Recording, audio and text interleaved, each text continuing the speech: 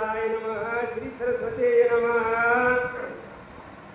रुद्रावेशे रुद्रदाना पुच्छ वावनिया गगनात अरक्त करुनिया नयना केली गर्जना वितंग महाकाय सूर्यकोटि समप्रभ निर्विघ्नं कुरु मे देव सर्वकार्येषु सर्वदा देवा तूच गणेशो सकलार्थमती प्रकाशो मणे निवृत्तिदासो अवधारी जोजी गौरीपुत्र गणरायाला कौशल्यापुत्र रघुनंदन अंजनीसुत हनुमंतरायाच्या चरणावरती नाथ महाराजांच्या चरणावरती तुम्हा जमलेल्या सर्व श्रोते मंडळींच्या मस्तक हे पायावरी या वारकरी संतांच्या अखंड भावार्थ रामायणामधील चालत असलेल्या उत्तरकांडामधील 68व्या अध्यायाचं उर्वरित कथा अनुसंधान सांगत असताना नाथ महाराज आपल्याला सुंदर वर्णन सांगतात.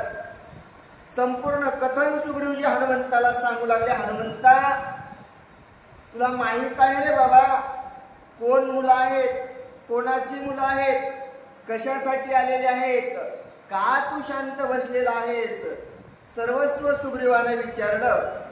विचारल्याच्या नंतर हनुमंतराय म्हणतात, देवा मला जसा राम आहे तसे तुम्ही लक्ष्मणजी आहात, माझ्याकडे तुझा भाव नाही आणि हे कोण आहे मला माहित नाही.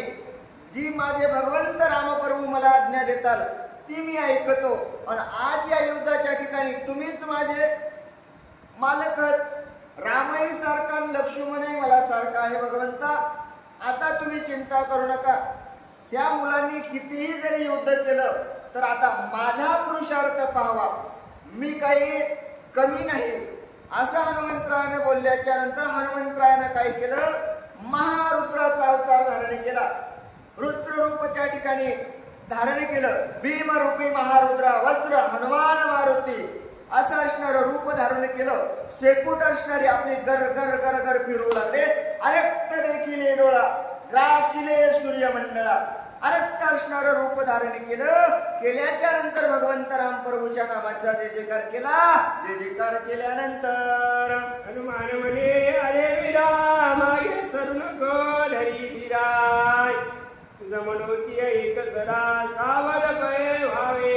हनुमंतराय म्हणाले, अरे वीरा तुझ्याकडे जर सामर्थ्य रणभूमीच्या ठिकाणी युद्ध करायचं असेल तर आता काय कर, ही रणभूमी सोडून पाठीमागे जाऊ नको.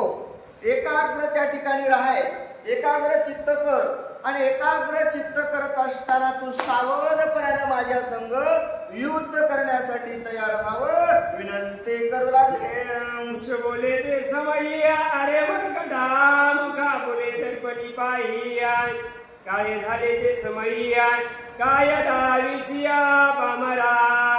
तूच म्हणले अरे मरकटा, अरे वानरा, मला म्हणायलाच म्हणला युद्ध करण्यासाठी तयार होय.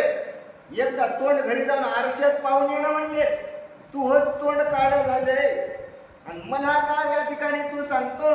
अरे काळं तोंड कोणाला दाखवशील, पामर आहेस तू, पामरानं कोट राहावं, मज पामराशी काय चोरपण आणि पायीची वान पायी बळी. वानरानं वानरासारखं वागावं, राजासारखं वागू नये म्हणजे तू तोंड आधीच काळं झालंय. कोठं तोंड काळं झालं तू सांगू लागले. लंका झालेली आता येवे अमुक तुझे झाले काळे, चिंतरोनी राक्षसे निर्बळे रणरंगी मारले. अरे बाबा ज्यावेळेस लंका जाळायला गेलता असं कथा माहीत कुशाला कशी झाली होता का हे नव्हता ना. सीतामातेने सर्वस्व कथा सांगितली होती, काय झालं कुठं झालं तूच सांगू लागला. अरे हनुमंता लंका जाळायला गेलतास, लंका जाळलीस, दुसऱ्याचं घर जाळायचं तुला सांगावं लागत नाही. तिथं आपलं तोंड काळं करून घेतलं, शिंतरून राक्षस मारलेस, ताकद तुझ्याकडे नव्हती, अपघाती मारलेस, कपटाला मारलेस, आशे राक्षस रणभूमीच्या ठिकाणी मारलेस आणि मला म्हणायला युद्ध करण्यासाठी तयार होय, तुझ्याकडे सामर्थ्य नाही असं असणार बोलू लागले. अंजनी सुद्धा ऐक तुझ्या स्वामीची कथा, जेणे घरची देवळी कांताय तयाची कथा लई मोठेपणा घालास म्हणला त्या अयोध्याच्या रामाचा. कोण राम रे बापू म्हणला. तुझ्या मालकाची तुला कथा माहित आहे का म्हणला. अरे जरासा मालकाचा इतिहास पाहिनं. त्या मालकासाठी निघाला म्हणला समुद्रात उडी टाकायला, जीव द्यायला निघालास. अरे स्वतःची बायको त्याची दुसऱ्याने नेली आणि त्याची कथा जरासं पाहिनं म्हणला. रामानं का पगार दिली का तुला इथं येऊन आमच्या संग भांडणं करायला. अरे काय त्याचं सामर्थ्य, काय तुझ्या स्वामीकडे सामर्थ्य आहे. अरे बायको त्याला सांभाळता आली नाही, तुझ्यासारख्याला काय ते जगील बाबा. आता इथं या ठिकाणी युद्ध करू नको असं असणार बोलू लागले. नांदती स्त्री जवळी तयाची विरसली काय चांगली आहे. आता तुम्हा भुली पडली आहे, युद्ध करू आले ते. नांदणाऱ्या गावातल्या बाया त्यानं पळून लावल्या म्हणल्या हनुमंता. तुला काय त्या रामाची कथा सांगायची. चांगल्या चांगल्या नांदणाऱ्या बाया त्यानं गावातून पळल्या. मग त्याची बायको का लय चांगली असेल काय. कोणाला बोलायला रामाच्या बायकोला. रामाची बायको याची कोण होती. आई होती. नातवारच का आपल्याला उदाहरण देत असतील हो. काय गरज असेल हो, काहीतरी गरज असेल ना. नातवारच त्या ठिकाणी आपल्याला उदाहरण देतात. कूस सांगू लागला हनुमंताला बाबा माणसानं शिष्यत्व पत्करावं, माणसानं गुरु करावा. कसा असावा, चांगला असावा. तू रामाला गुरु मानलंस, राम का चांगला आहे का म्हणला. गुरु कसा असावा, चांगला असावा. म्हणून उदाहरण त्या ठिकाणी नाथ महाराज आपल्याला देतात की बाबा माणसाच्या पाठीवर ज्याचा हात आहे तो माणूस चांगला असावा.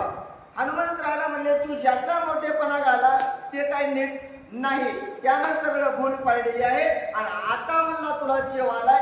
त्याचीच बायको त्या ठिकाणी 6 महिने रावणानं नेलते, ते तुला कळालं नाही का म्हणला. तेव्हा झोपला होता का. आज तुम्हाला अयोध्येच्या नगरातल्या लोकांना जाग आली आणि म्हणून आज युद्ध करायला आला. आला तर आला म्हणला. एखादा वीर पुरुष होता का अयोध्येमध्ये. एखादा राजा असायला पाहिजे होता मला युद्ध करायला. धायडे तर धायडे म्हणला, सगळे माकडं धायडेत म्हणला. या माकडा संग युद्ध करणं शक्य नाही असं असणार बोलू लागले. ऐसे वर्तले तुमचे घरी याची शक्ती झाली रानभरी आहे. तो पुरुष यशवंत या संसारी आहे, कोणे समय्या होईला. कोण्या समयी होणार नाही. कूस म्हणू लागला बाबा ज्याच्या घरामध्ये असं झालंय, बापानं 3 बायका केल्या याची बायको दुसऱ्याने नेली, असं तुमच्या नगरामध्ये झालंय. कूस म्हणला मला वाटत नाही तो माणूस जीवनामध्ये संसारामध्ये सुखी होईल, आनंदात राहील. राम राहिला का आनंदात, सुखात राहिला का राम नाही राहिला ना. ज्या वेळेस सीता गेली तुम्हाला सीता भेटलीच नाही ना. ज्या दिवशी लवकुशानं आपली माय बापापाशी घेऊन आले त्या दिवशी सीता मातेनं आज्ञा दिली, धरती माते मला नको, हे दुःख मला सहन होत नाही. का, कारण कूस सांगू लागला की बाबा ज्याच्या कुळामध्ये अशी परत आहे, ज्याच्या राज्यामध्ये अशी वागणूक भेटते तो राजा संसारामध्ये सुखात राहू शकत नाही. मग हनुमंता तुझा गुरु सुखात राहू शकत नाही तर तुझ्या वानराचं काय खरंय. वानर तुझ्यासारखे पामर पाले खाईल कोठं मरतील सांगता येत नाही. म्हणून तू या ठिकाणी युद्ध करू नको असं असणार बोलू लागले. स्वामीचे ऐकून कवळला अंजनी नंदनाय, जय असेलावरी भगवनाय, घेवनी गगनिया उडाला. एवढं आपल्या राजाला, आपल्या स्वामीला, आपल्या राम प्रभूला बोलल्याच्या नंतर हनुमंतराला राग आला. हनुमंतराय म्हणजे माझा देव कमी आहे काय, एक बाणी एक वचनी एक पत्नी असणारा माझ्या भगवंताला एवढं हा बोलायला राग हनुमंतरायला आला. आल्याबरोबर सैन्यवर असणारे पर्वत हनुमंतरायानं उचलले, गगनामध्ये उड्डाण केल्याच्या नंतर आणि पर्वत झाली घेता झाला शोक वनारी आहे. एक बुरी एक शिरी आहे, ती दोन्ही दोघांचे. हनुमंतराने एका पर्वताने आवरत नाही. सुग्रीवाने टाकून पाहिले म्हणला, अंगदाने टाकून पाहिले, लक्ष्मणाने पाहिले, हे काही आवरत न. 2 हातात 2 घेतले, 2 ताकद 2 घेतले, एक डोसक्यावर ठेवला, एक शक्तीत बांधला. हनुमंतराने गगनामध्ये उड्डाण केल्याच्या नंतर पर्वतेशी वायू सुद्धा येता जयाचा पिता रघुनाथाय, मग तिने वज्रास्त्राय झोपोनी कुणिया लागले. पंचपर्वत सर्वस्व हातामध्ये पायामध्ये धरले, काखेमध्ये धरले. हनुमंतराने उड्डाण गगनामध्ये केल्याच्या नंतर बापाला काळजी लागली. वायू नंदन त्या ठिकाणी आले, वारा आला. हनुमंतरायाच्या कानात येऊन सांगितला, अरे कोणासंग भांडण करायलास, कोण ते माहित नाही काय म्हणला तुला, अरे तू वज्रदेही जरी असलं तर कोणामुळे प्राप्त झाले, अरे त्याच्याच बापामुळे झाले म्हणला, त्यांच्या संग युद्ध करायचं नाही. वायू होता त्या ठिकाणी हनुमंतराला काय काय सांगतात नाथमहाराज सांगू लागले. कानाडी ओढून भीमंत्रोणी सोडीला बाणाय, परिचे वरी असेल खंडनाय, हृदय बाणा भेदला. आणि इकडे त्या ठिकाणी वायू सांगायला हनुमंतरायाच्या जवळ आलेला आहे. तोपर्यंत लवकुशांनी खालून बाण सोडला, बाण आकाशामध्ये आला. सर्व पर्वत हनुमंतरायाने घेतलेले होते, पर्वत त्या ठिकाणी नाहीसे झाले आणि बाण हनुमंतरायाला लागला.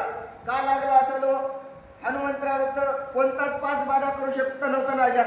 कर्मपास, धर्मपास, अहमपास, रोहमपास, वज्रपास काहीच हनुमंतराला बाधित करू शकत नव्हतं. तरीही लवकुशाचा बाण हनुमंतराला लागला. लागल्याच्या नंतर पंचकाद्वया अयुधे दुर्या हनुमान विठला देवसरिया, सप्त समुद्रांच्या पारिया कवनीवरिया आपळला. पंचकद्रव्य आयुध असणारा हनुमंतराला बाण लागला.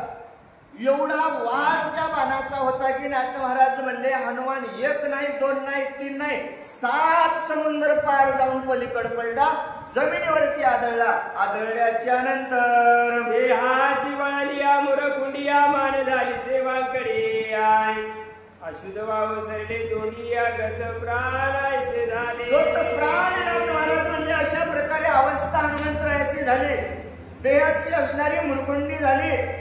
मरतय की वाचतय काय खरं नाही म्हणजे सगळ्या पासोड्या मोडून गेल्या. पाहायला गेलं तर वाकडं पडले म्हणजे वानर. बेशुद्ध अवस्थेत वाचल की नाही हे सुद्धा कळायला शक्य नाही.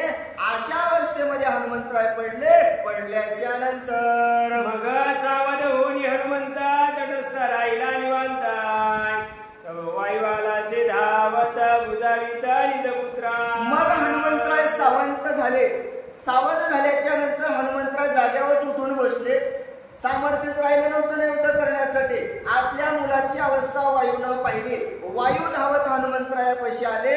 हनुमंतरायाला जवळ घेतलं. जवळ येऊन काय काय सांगतात नाथ महाराज सांगू लागले. वायू म्हणे गा हनुमंता तुने नसिजाच्या व्रतांताय, ते राघवाचे पुत्र तद्वता पितिया सारिखे पुरुषार्थी. वायू सांगू लागला, अरे हनुमंता, सेवकाने सेवकाप्रमाणे राहावं, वानरानं वानरासारखं राहावं, कोणाच्या नादी लागू नये, माणसाला गर्व नसावा.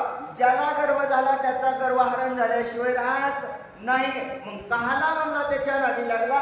अरे ते रामाचे लेकर, रामापेक्षाही त्यांच्याकडे पुरुषार्थ चांगला आहे, रामापेक्षाही ते बलवान आहेत, त्यांच्या नादी लागू नको असं असणार सांगू लागले.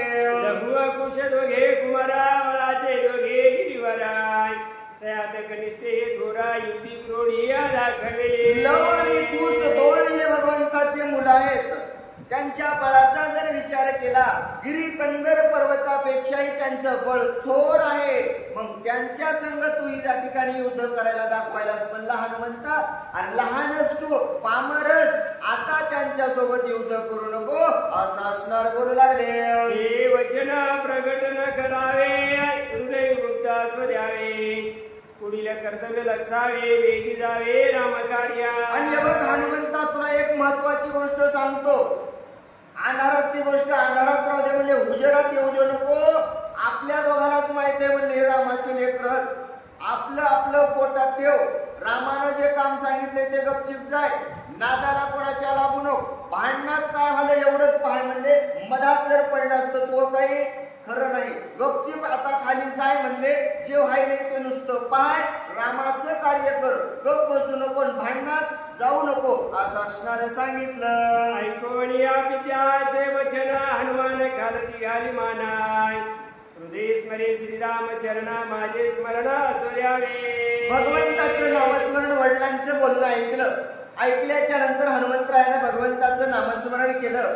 केल्याच्या नंतर पुन्हा विनंती केली, रामा माझं ध्यान राहू दे बाबा, म्हणला मला जगायचंय, मरायचं नाही मी आहे हे मला तुमचं ध्यानात राहू द्या असा असणारा विनंती केल्याच्या नंतर ऐसा तो श्री हनुमंता हृदय स्मरुणी श्री रघुनाथाय हळूहळू निज कटकांता येता झाला लाजे असा असणारा तो हनुमंत पराक्रमी होता हो महापराक्रमी लहानपणी सूर्याला घेणारा त्याचं तिन्ही लोकांमध्ये वजन होतं अवघड झालं ना म्हणलं आज आता लाज वाटायला लागली ना हनुमंतरायला पण भगवंताचं नामस्मरण केलं मान खाली घेतली आणि कुठं जिथं लवकुशाचं युद्ध होतं त्या ठिकाणी हनुमंतराय आल्याच्या नंतर वज्रदेहिया बळीयाळा एवढे भोगिले दुर्वाडाय येथे काय इतरांच्या पाडा वानरा मुळा कोण पुसे अरे वानरा मुळा कोण पुसे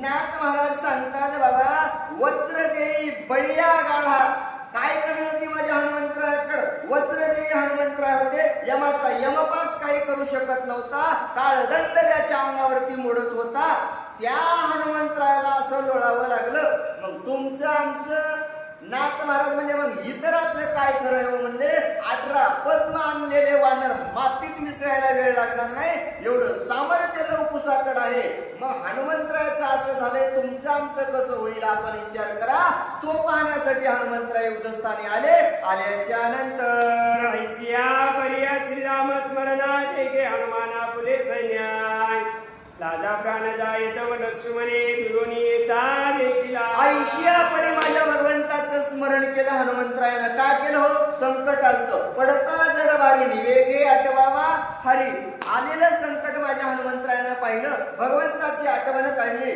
सैन्यामध्ये दाखल झाले मान खाली घातलेली आहे इतक्या वेळ हातात गदान शेपूटवरील डोसकवरील करून येणारा हनुमंतराय खाली मान घालून येणारा लक्ष्मणानं पाहिल्याच्या नंतर समुद्र म्हणे गाय कबीय विराय थोर कस्तलासी परमशुराय आता स्थिर राये मिया कुमारा शिकला विनार न मारे लक्ष्मणजीनं पाहिल्याच्या नंतर लक्ष्मणजीला कळालं हो लक्ष्मणजी म्हणले हनुमंता बस झालं लय युद्ध केलं म्हणले तू आता दमलास तुझ्याकडे काय आता युद्ध करण्याचं सामर्थ्य नाही तू इथं शांत बस आता मी युद्ध करून येतो असं असणार बोलू लागले मग चालिला रामानुजा जयाचा रथ दिवे तेजा पुंजाय वारवा सांड देवोनी ओजा निज भारेसी लोटला मग लक्ष्मणजीनं हातामध्ये बाण घेतला रथ सज्ज केलेला आहे रथ पाहिला गेलं तर नाथ महाराज म्हणतात तयाचा रथ असणारा तेज पुंज रथ होता कमी होता का हो साक्षात शेषाचा अवतार असणारा लक्ष्मणजी हातामध्ये बाण घेतला ओझा असणारा बाणाचा हातामध्ये निज भार सोबत घेतला सैन्य सोबत घेतलं आणि युद्ध करण्यासाठी चालू लागले धनुष्य चढवणिया गुणा बोलता झाला लक्ष्मणाय अरे वीर हो श्रीरामा शरणाय येता प्राण राखीन तुमचे धनुष्य हातामध्ये घेतलाय एका हातामध्ये कमान आहे एका हातामध्ये बाण आहे धनुष्याला बाण लावला बाण पाठीमागं वळलाय सोडायच्या अगोदर लक्ष्मण सांगायला अरे लेकरं हो तुम्हाला जर वाचायचं असेल तर त्या भगवंत राम प्रभूला शरण जा तुम्हाला जिवंत सोडतो नाही शरण गेल्यावर मारल्याशिवाय राहणार नाही असं असणार बोलू लागले ऐसे न माने तुमच्या चित्तात या प्राण्या घेईन आता पळुआ नका धीर धरा पुरता सोडा संग्रामाचा साडोपा अरे बाबा सोडून द्या ना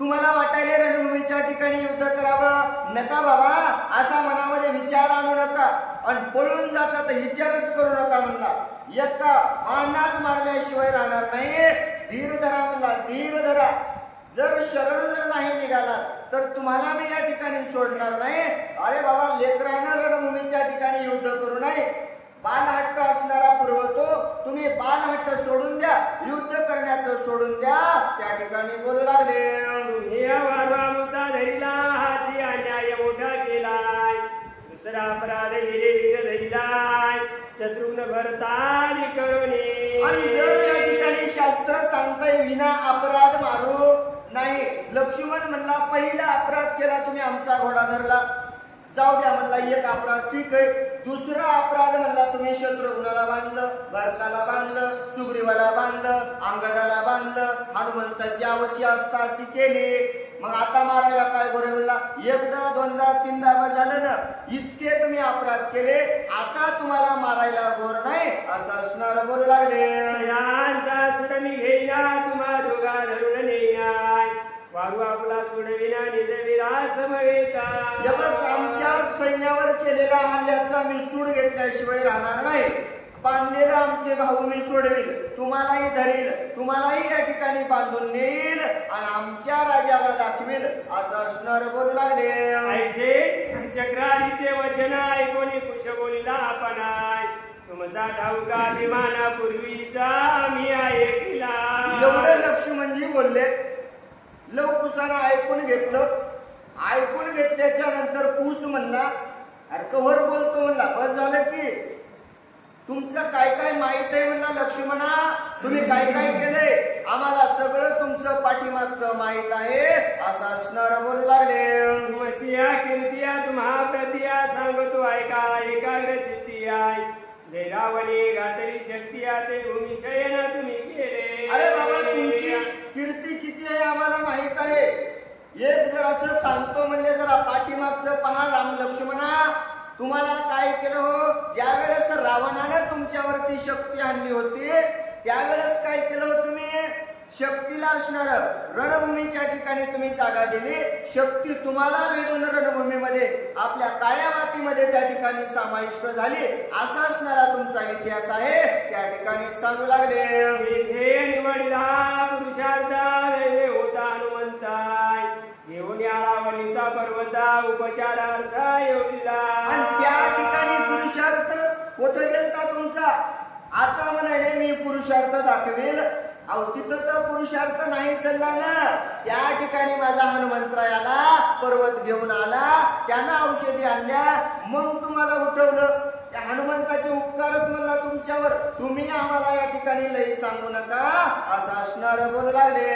तो पूर्वीचा रावण बघिया सुरपणका नामी जनस्थानी आहे, त्याचे नासिक कानी आहे, पुरुषार्थ थोर मिरविला. आणि लक्ष्मणा काय पुरुषार्थ केला हो तुम्ही. लई रणभूमीच्या ठिकाणी युद्ध केलं का म्हणला, रावणाची बहीण सुरपणका म्हणला, बाईचं नाकण कान कापल्यामुळे काय माणूस लय मोठा होतोय का म्हणला. लई युद्ध तुम्ही केलेलं नाही, मला तुमचा पुरुषार्थ माहित आहे, जास्त मोठेपणा सांगायची गरज नाही असं असणार बोलू लागले. थोर मिरविले पुरुषार्थाते काय सांगता माते ते अनुभवा येईल. अरे बाबा काय अनुभव सांगावा तुम्हाला. विटंबना असणारी त्या बाईची केली आणि नगरामध्ये म्हणले तुमचा जे जे काय झाला, लई पुरुषार्थ तुम्ही सांगितला, हे अनुभव आहे का म्हणले तुमचा, याच्यामुळे माणूस मोठा होत नाही असं असणार सांगू लागले.